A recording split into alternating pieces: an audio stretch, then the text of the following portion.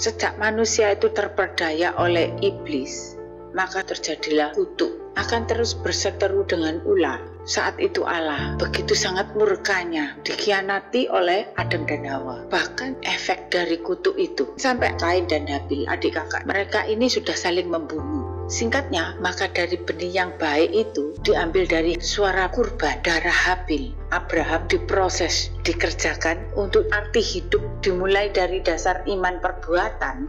Tapi di samping iman perbuatan itu menjadi hidup gerakannya. Pada waktu untuk merefleksikan ibadah kurban, Abraham tidak bisa meninggalkan, melepaskan tabiat manusia lama. Jadi menghidupi bulat yang diturunkan Adam dan Hawa, bahkan Kain, termakan kutuk itu untuk gerakannya merefleksikan tabiat yang sudah menjadi benih arti hidup yang jahat pula, terus mengikuti gerakan manusianya, sehingga Abraham terus berperang dan saling membunuh. Nah, diproses terus sampai seperti dibiarkan oleh Allah. Galatia bab 5. Supaya kita martika temenan, Kristus wus martikaake kita. Awit saka iku ngadega kang jejeg lan aja gelem dietrapi pasangan pangawulan maneh. Satemen-temene aku Paulus pitutur marang kowe. Menawa kowe tetak, Kristus bakal ora migunani babar pisan tumrap kowe.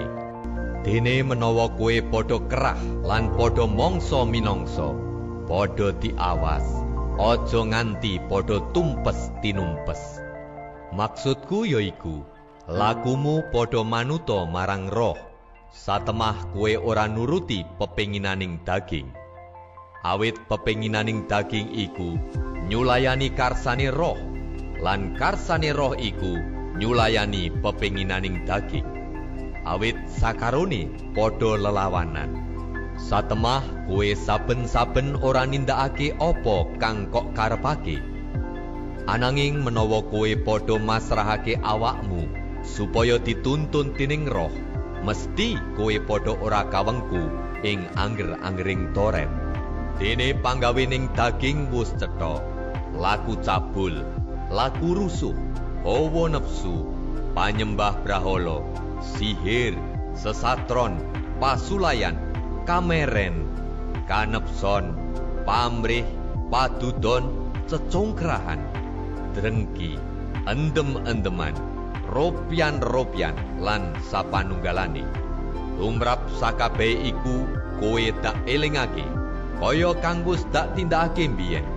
Menawa sapa kang nindakake bab-bab kang kaya mangkono iku, ora bakal tampa warisan kratoning Allah. Dene woing roh yaiku katresnan, kabungahan, tentrem rahayu, sabar sareh, paramarta, kabecikan, kasetyan, alusing budi, bisa ngemudeni diri. Ora ana angger-angger kang lawan iku mau kabeh. Lan sapa kang dadi kagungane Kristus Yesus, iku wis nyalip daging dalah saking hawa nafsu lan pepenginane. Menawa kita urip marga saka roh, urip kita uga katuntun dening roh. Lan kita aja mendem derajat, aja padha tantang-tantangan, sarta aja padha drengki. Nanti sampai terjadi iman perbuatan sesuai perintah untuk kurban yang diperkenan dengan standar yang tulus, yang suci, dan atas perintah Allah. Saat itulah puncak iman dan sudah dituntaskan. Pada waktu sudah dikerjakan iman di dalam hal kurban, seperti pada waktu Abraham menyerahkan Ishak untuk dijadikan kurban, itu stop sebetulnya, sudah berhenti iman perbuatan. Maka Yesus pun memberikan dirinya rela dibunuh mati di kayu salib. Jadi Yesus menggenapi untuk perkara iman perbuatan itu supaya ojo diterus-terus nolakuni. Karena itu dari refleksi daging pasti perang, saling membunuh. Nah, itulah arti jalan salib bagi orang Kristen untuk menyelesaikan masa kurban. Kemudian diteruskan supaya bisa masuk dalam jiwanya karena yang diproses lagi. Tapi dibebaskan dari refleksi daging ini memang tidak gampang. Karya salib sebagai orang Kristen pun, kalau bagi agama lain, seperti mengalami kiamat sukro. Tidak semuanya mau rela menerima itu, tidak legowo meskipun umat Kristen percaya jalan salib untuk menerima kesaksian perang individual dan supaya terlahirnya manunggaling di dalam firman hidup. Bahasa Jawanya, sabdo palon noyo genggong di dalam tubuh ini. Tabiatnya disalibkan satu persatu, tujuannya kalau legowo mau menerima kiamat sukro, kelihatannya enak-enakan ibadahnya. Tidak gampang, mereka pun tidak rela meninggalkan yang borongan tadi. Tapi sejak kurbannya ini diterima dan Abraham sudah dianggap benar sebagai bapak beriman, maka di-stop, diganti dengan domba. Hewan itu turun dari langit. Nah, sejak saat itu perintahnya terus mengikuti, terus hidup. Padahal sudah di-stop. Umatnya tak memahami yang menyenangkan Allah itu adalah jalan salib, memerangi individual daripada ibadah kurban secara raganya. Sesungguhnya bukan ada yang berguna bagi Tuhan, namun kerjakanlah mempersiapkan untuk layak menghadap kepada Allah. Di masa hidup ini kita yang perlu Tuhan. Akhirnya dipanggil Musa dibaiat sebagai Allah dan Harun nabinya untuk terjadilah buah-buah roh seperti di dalam ayat ini. Injil Matius bab 13. Pategalan iku jagat, wiji kang becik iku para putraning kraton. Dene alang-alange iku para anake si pangawak Dursila. Satru kang nyebar wiji alang-alang iku iblis. Wektu panen iku wekasaning jaman. Lan kang padha drep iku malaikat. Kang iku kaya dene alang-alang banjur kaklumpukake lan kaobong ing geni. Mangkono uga ing wekasaning jaman. Putraning manungsa bakal ngutus para malaikate kadhawuhan nglumpukake saka ing kratone samubarang kabeh kang dadi sandungan lan sakae wong kang nglakoni duraka padha kacemplungake ing pawenku. Ing kono kang bakal tinemu panangis lan keroting untu. Lah ing nalika iku para wong sampurna bakal padha mancorong kaya srengenge ana ing kratoning ramane. Wong kang duwe kuping ngrungokno. Kratoning swarga iku umpamane kaya raja brana kang kapendhem ing pategal. Kang ketemu dening wong banjur dipendhem maneh. Marga saka bungae, wong mau banjur lunga ngedoli barang darbeke kabeh. Lan nuku pategalan mau. Mangkono maneh kratoning swarga iku umpamane kaya dene wong dagang kang golek mutiara kang adi. Bareng wis oleh mutiara kang banget ajine, banjur lunga ngedoli barang darbeke kabeh lan nuku mutiara iku mau.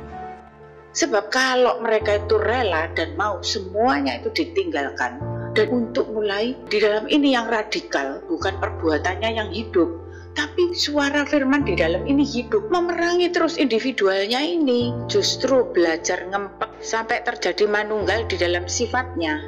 Saat itulah memunculkan sifat Nabi Khidir, yaitu sifat Elia yang tidak kompromi dengan kejahatannya. Tiada tempat bagimu di dalam hati ini kejahatan itu. Tapi itu tidak balance, umatnya hanya terhakimi. Sehingga bumi ini bukan menjadi tahir, tapi malah menjadi banjir darah. Dan suara-suara tuntutan memenuhi di bumi ini, hanya dia sendiri yang moksa. Sampai Yesus sendiri yang harus turun ke dunia. Dan berharapnya, ya Aba, ya Bapa, ya Romo, ya Gusti. Dan jalan salib cara inilah yang ditolak oleh seluruh agama. Jadi tidak mau untuk berharap suatu pengharapan yang baru, yang seperti mati rasanya. Dulu di bumi, sekarang di langit. Dengan berbagai jalan lain dikira bisa atas usaha manusia. Dibawa semuanya, kawulonya masuk ke surga. Raganya dan darahnya getih tabiatnya itu. Padahal disitulah terjadi proses disucikan getih ini, disucikan tabiatnya. Jadi bukan dihalalkan,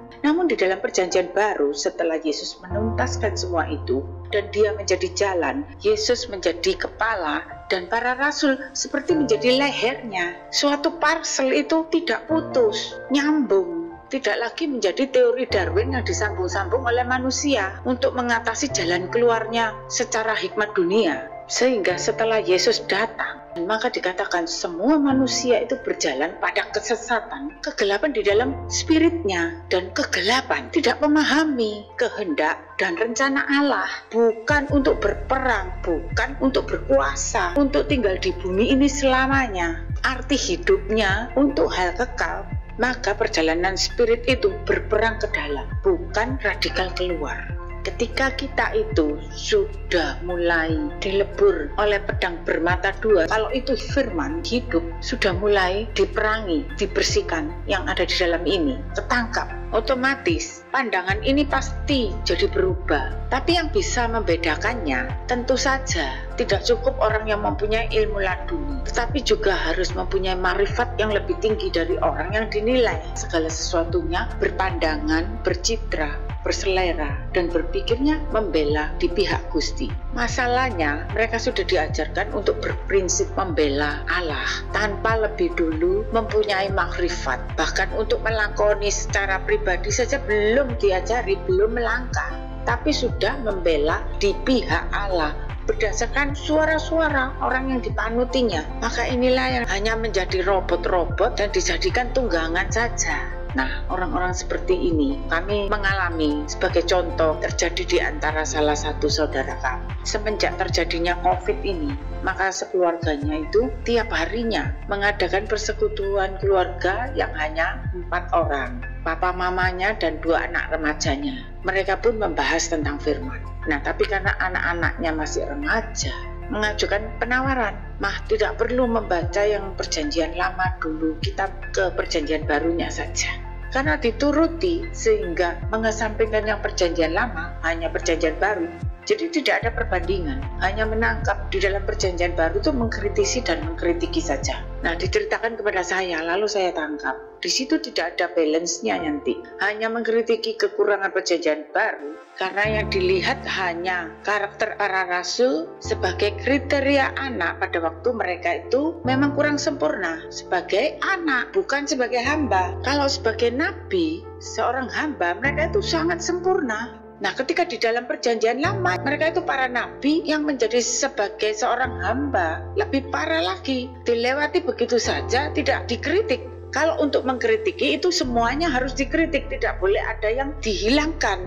Jadi tidak hanya menghakimi, terlebih lagi itu yang mengkritiki anak-anakmu yang belum melakoni. Karena mereka itu lakonnya masih yang di dalam kisah perjanjian lama tentang kisah para nabi dan umatnya, hal yang lama itu. Dan kalau perjanjian baru dimuridkan dulu di dalam firman, melakoni sebagai manusia hidup di dalam firman seperti para rasul di perjanjian baru. Jadi belum waktunya mereka mengkritiki para rasul di perjanjian baru yang sudah dimuridkan oleh firman, karena mereka kan masih berkutat di dalam sekolahnya, di dalam kerjaannya, di dalam pacarannya. Masa-masa seperti itu pasti di dalam kisah perjanjian lama yang mereka itu harus bisa melewatinya. Ketika mereka telah bisa melewati perkara dan kisah hidup di dalam perjanjian lama yang jahat, yang jeleknya, yang tidak baiknya, dan memilih jalan yang tepat bisa dilewati, sudah dilakoni dan sesuai kebenaran, barulah mereka bisa mengkritiknya. Bukan menghina, tapi boleh mengkritiknya. Jadi itu tidak membungkam kebenaran. Kesaktian jalan salib itu akan mengefek pada seseorang. Waktu berjalan salib akan terbentuk 2 karakter.